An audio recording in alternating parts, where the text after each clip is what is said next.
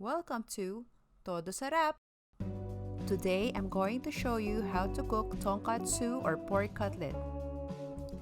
First, make small cut on the fat part of the pork chop to avoid curling when deep fried.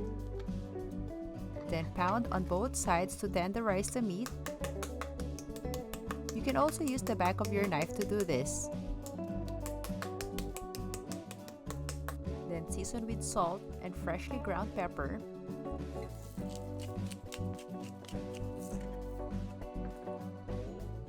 And we will set this aside. I also need 2 beaten eggs aside from the flour and the Panko breadcrumbs. So first, we'll dredge it in the flour, just shake off the excess flour, then dip it into the eggs.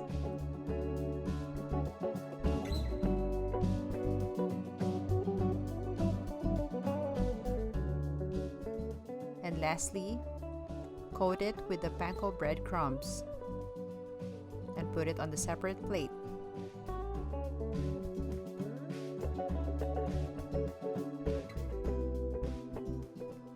And we just have to do this for the rest of the pork chops. And they should be ready for frying. Over low to medium heat at 350 degrees Fahrenheit. You can check the temperature by dropping a breadcrumbs, and if it comes up to the oil surface right after it's dropped, it means it's ready. So just slowly lay in the cutlets and wait for 50 seconds before turning it to the other side.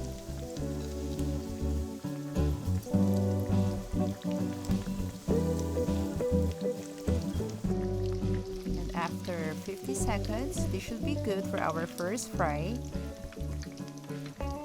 Just let it rest for 3 minutes and we'll continue frying the rest of our pork chops. So I'm double frying our pork chops to make it crunchier.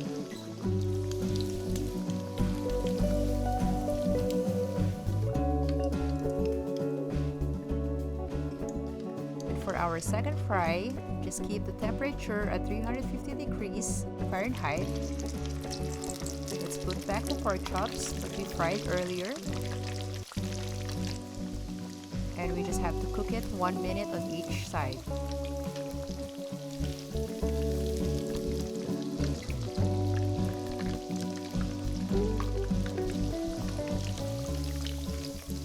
And that's the perfectly golden brown color that I want to have. Look at that color. Okay, we will set this aside and now let's make our tonkatsu sauce. So I need 1/2 cup of cold water, add 1 tablespoon of cornstarch, stir the mixture until all the cornstarch is dissolved in water, and set this aside for later. Now, let's add 1/2 cup of soy sauce in the saucepan, 2 teaspoons of Worcestershire sauce, and it's time to turn on the heat. After that, we need to add 3 tablespoons of white sugar, or you can use brown sugar for this. And let's wait until it boils. When it's boiling, I'm adding 7 tablespoons of the diluted cornstarch. This will serve as the thickener for my sauce. Most of the tonkatsu sauce recipes use ketchup to thicken the sauce, but in this recipe, I'm not adding any ketchup. So just simmer this for a few more minutes until we finally achieve the thickness that we want. So I think this looks done. I can transfer this to a different bowl and just let it cool. I usually do this ahead of time and just keep it in the fridge.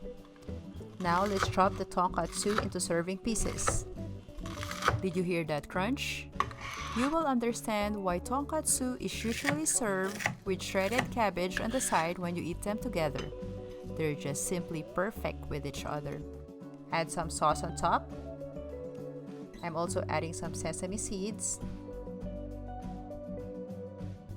And this is how I cook my tonkatsu with my homemade tonkatsu sauce. Here's the complete ingredients. And if you like this video, please don't forget to subscribe.